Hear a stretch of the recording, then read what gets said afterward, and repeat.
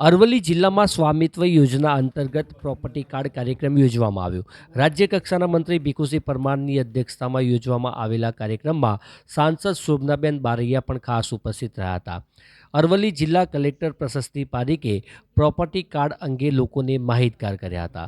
અરવલ્લી જિલ્લા કલેક્ટરે જણાવ્યું કે જિલ્લામાં 480 ગામડાઓમાં ડ્રોન દ્વારા સર્વે કરવામાં આવ્યો છે.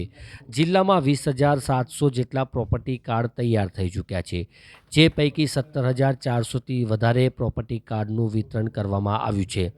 ઉપરાંત અરવલ્લી જિલ્લાને digital India land records modernisation programme હેઠળ 99%થી વધુ સફળ કામગીરી માટે ભૂમિ સન્માન પ્લેટિનિયમ સર્ટિફિકેટ એવોર્ડ મળ્યો છે.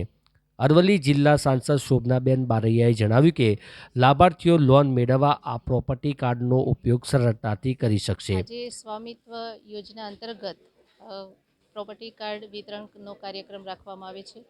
માનનીય વડાપ્રધાન શ્રી નરેન્દ્રભાઈ મોદી સાહેબ વર્ચ્યુઅલ પ્રોપર્ટી કાર્ડ વિતરણ કાર્યક્રમમાં જોડાયેલા હતા.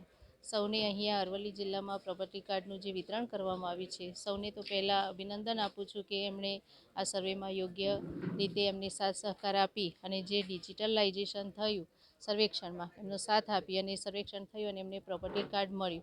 પ્રોપર્ટી કાર્ડના ખૂબ ઘણા ફાયદા છે.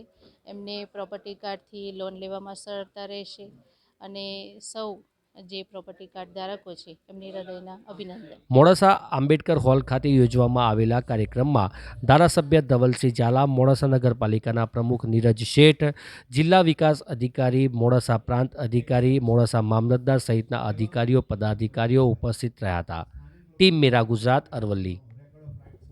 સમાચારોના સતત અપડેટ્સ માટે અમારા ફેસબુક, યુટ્યુબ, લિંક્ડઇન અને પર ફોલો કરો.